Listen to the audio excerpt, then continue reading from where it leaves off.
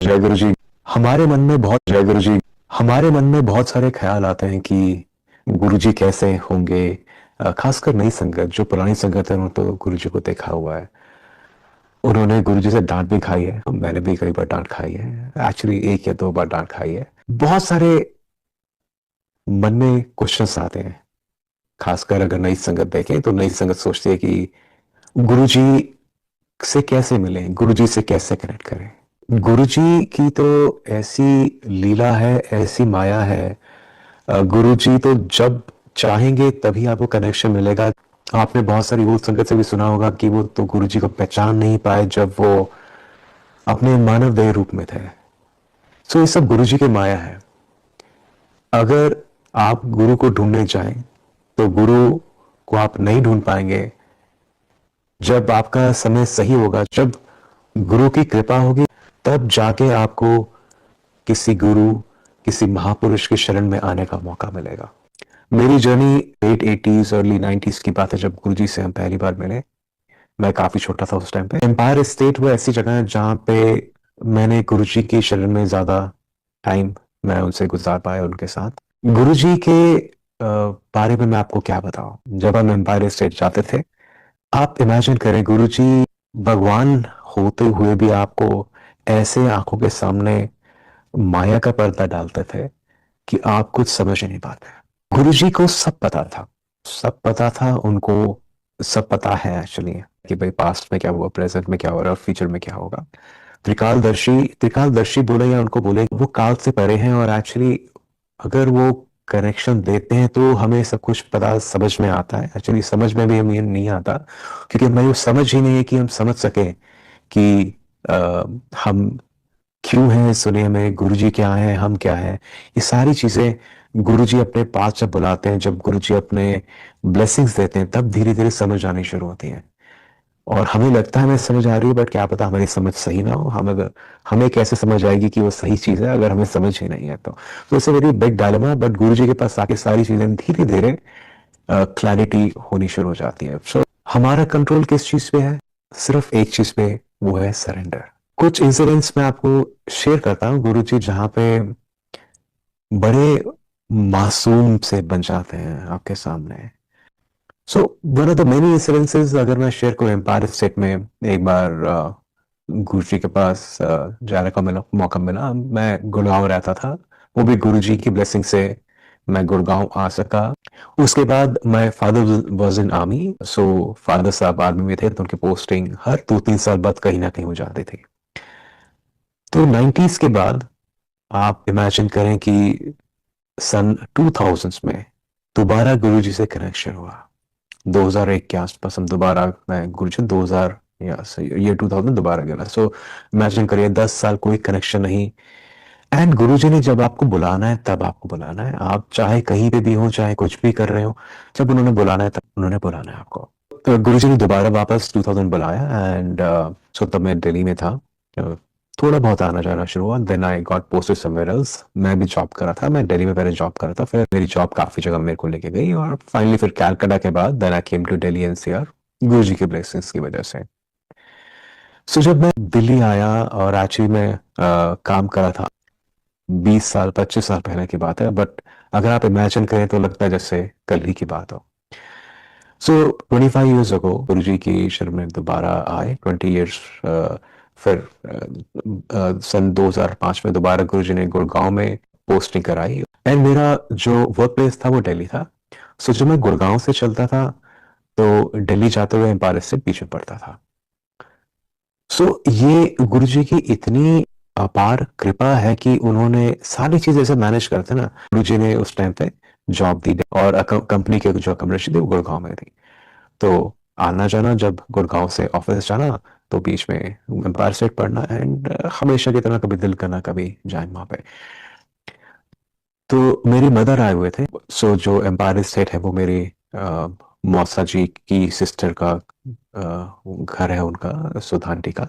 And we are very blessed कि हम उस फैमिली में हैं जहाँ पे हम जा सकते थे। बहुत ब्लेसिंग्स है गुरुजी की। तो एक बार ऐसे, एक बार दिन की बात है, गुरुजी के पास मेरी मदर आए होते, तो मैं कई बार मदर को ड्रॉप करता था और फिर काम पे जाता था। तो ऐसे ऐसे करते धीरे। आप अगर गुरुजी को देखेंगे उस टाइम पे, आपको लगेगा कि जो गुरुजी के टाइम्स होते थे, अगर आप पुरानी संगत में, आपको शायद पता होगा, खासकर एम्पायर स्टेट के अंदर, कि Thursday Friday and Saturday and Sunday, and then बाद में मंडे ट्यूसडे वगैरह नॉन संगत डेज होते थे। एंड जो टाइम भी होता था वो शाम को होता था, 7 बजे के बाद। और अगर हमने जाना होता था तो हम 6 बजे वहां पे मेक श्योर करते थे कि हम वहां पहुंच जाए, ताकि हम अंदर पहुंच सके और आराम से हम वहां पे गुरु जी के दर्शन कर सके।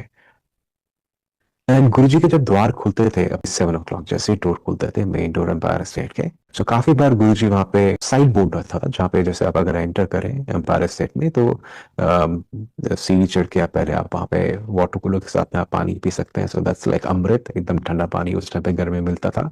मार्बल का सारा फर्श बाहर, गर्मी भी है तो भी you are at least comfortably standing over there. And धीरे जैसे आप अंदर जाते हैं, आप देखते हैं गुरु जी साइड बोर्ड पे बैठे हैं। इफ यू आर लकी, गुरु जी से आपसे बात करते थे। हमारी तो हिम्मत नहीं होती थी।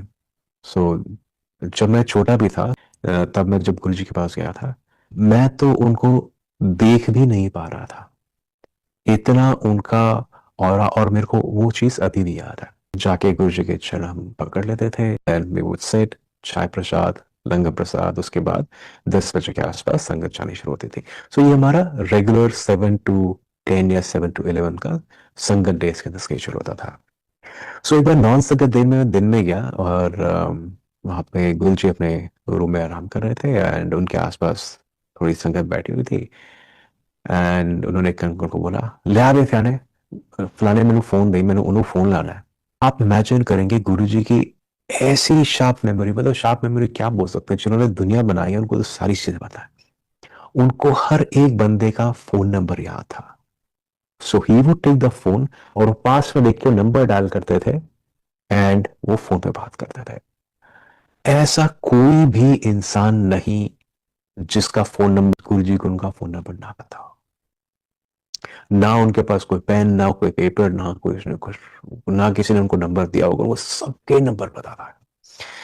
सो इमेजिन, ऐसी कौन सी शक्ति होगी जिसको सब चीजों के बारे में मुंह जबानी पता है। मतलब आप इमेजिन करिए, सिर्फ इंडिया के नहीं, बाहर के जितने भी डायरेक्टरीज होंगी सारी उनके माइंड में थे। सो ही न्यू एवरीथिंग, ही न्यू एवरीवन। बहुत सी और भी ऐसी चीजें गुरुजी प्यार से डांटते भी थे। तो एक बार आई वाज इन माय 20s, शादी हुई थी, एंड यू नो अब 25-26 की आप हैं, and you want to do some, आप अपने मुस्टैच रखेंगे, हेयर स्टाइल चेंज करेंगे, वो टाइम होता है जमाने को। तो एक बार I had those handlebar moustache, यहाँ से यहाँ तक थी। एंड मैं क्या गुरु जी का मत्था टेका, जैसे मैंने मुंह पर किया, जी ने की है, ऐ की कीता, चल कट छड़े नू। मैं कहा गुरु जी मुझा ऐ की है, कट छड़े नू सब। फिर obviously and after that I've never kept a mustache, I've been clean shaven। ऐसा था गुरु जी को नहीं पसंद मेरा बोला लुक, तो मैंने बोला लुक रखा नहीं उसके बाद। कभी कभी वी आर वेरी लकी कि हमें फ्रेग्रेंस आ जाती है कभी, घर में किसी कोने में, या अगर हम कहीं जाएं तो एक जगह से तो एहसास होता है कि गुरु जी हैं। गुरुजी बहुत टेस्ट लेते हैं, यूजुअली उनके टेस्ट पूरी आपकी लाइफ चलते रहेंगे। तो ऐसा नहीं कि आप गुरुजी की संगत में आए हैं तो हाँ एवरीथिंग विल हंकी डोरी, हाँ भाई अभी गुरुजी हैं, गुरुजी सब कुछ मैनेज कर लेंगे। Guruji is there to help us evolve. Guruji चाहते हैं कि हम जिस अवस्था में अभी हैं, जिन चीजों से, दुनियावी चीजों से, दूसरे क्या बोल रहे हैं, हमारा प्रॉफिट हुआ, लॉस हुआ, कोई आया लाइफ में, कोई गया लाइफ में, हम इन चीजों से उठें, ऊपर उठें, और हम अपनी कॉन्शियसनेस को और एक्सपैंड करें। सो इसके लिए गुरुजी काफी सारे एक्सपीरियंसेस देते हैं, जिनको हम टेस्ट भी बोल सकते हैं, टफ टाइम्स भी बोल सकते हैं। बट ये गुरुजी के तरीके हैं हमें समझाने के कि जिंदगी में सारी चीजें आती हैं, जाती हैं, ये सब एक माया है। ये वाली लाइन इज एक्चुअली गुरुजी की फेवरेट लाइन है मेरे लिए।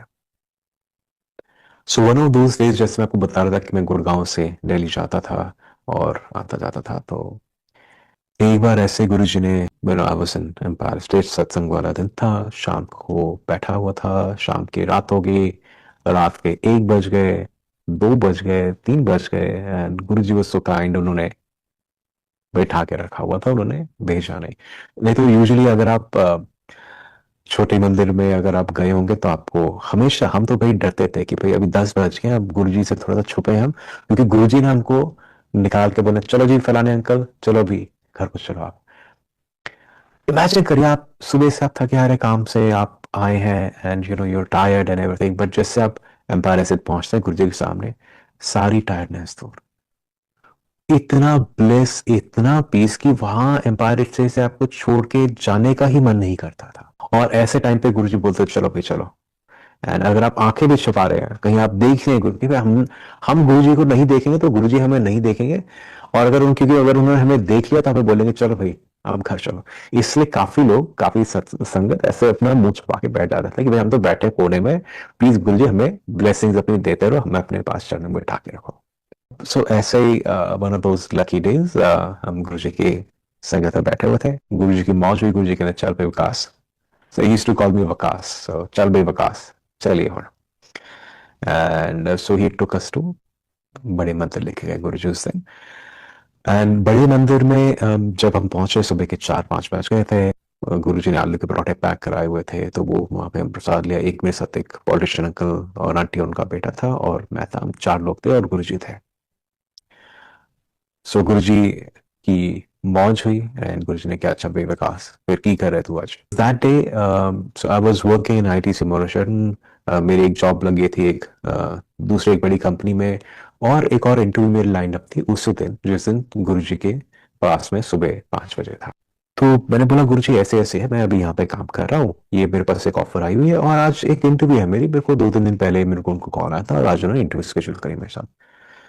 तो गुरुजी ने 2 सेकंड सोचा, उन्होंने कहा चल भाई बरिस्ता जा। So that interview was Barista on the same day.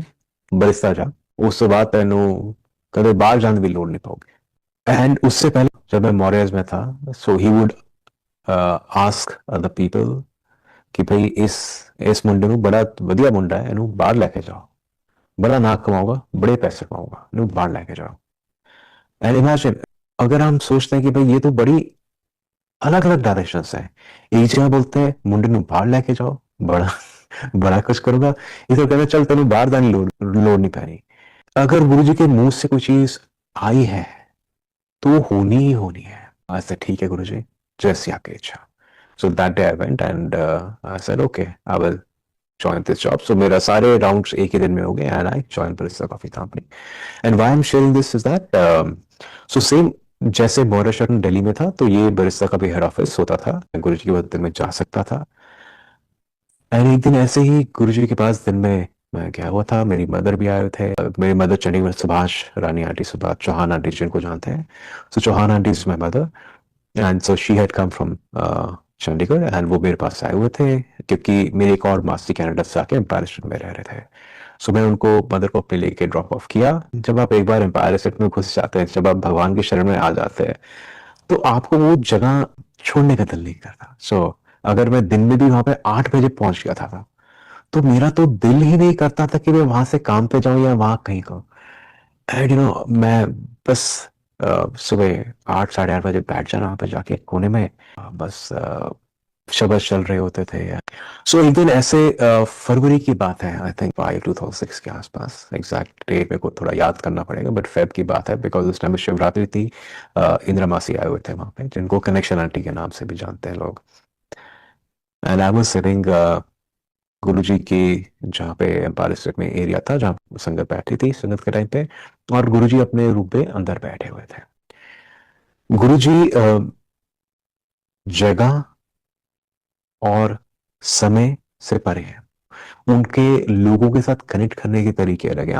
वो अंदर अपने कमरे में बैठे हुए थे, ग्राउंड फ्लोर पे उनका कमरा था नीचे, एंड उन्होंने एकदम से जैसे ओम की जो ध्वनि होती है वो उन्होंने निकालनी शुरू करी।